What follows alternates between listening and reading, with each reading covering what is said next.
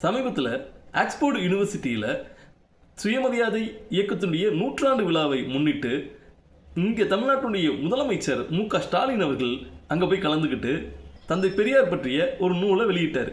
The Cambridge companion to Periyar. இந்த நூல் த Cambridge பல்கலைக்கழகத்துடைய வெளியீடாக வெளிவந்திருக்கு. இந்த நூலில் பன்னாட்டு அறிஞர்கள் தந்தை பெரியாரை மதிப்பீடு செய்து எழுதிய கட்டுரைகளுடைய தொகுப்பாக இந்த நூல் வந்திருக்கு.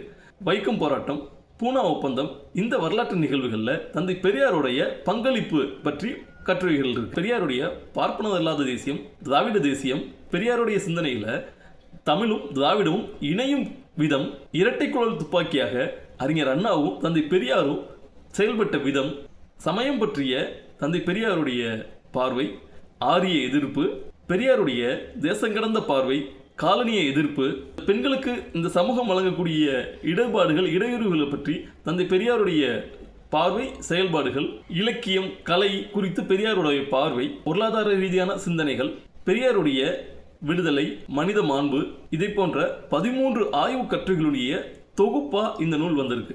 இந்த நூலுக்கான அறிமுக கூட்டம் மதுரையில் அமெரிக்கன் கல்லூரியில் நடைபெறுது. இந்த நிகழ்வை மதுரை ஆராய்ச்சி வட்டம் ஒழுங்கு செய்கிறாங்க.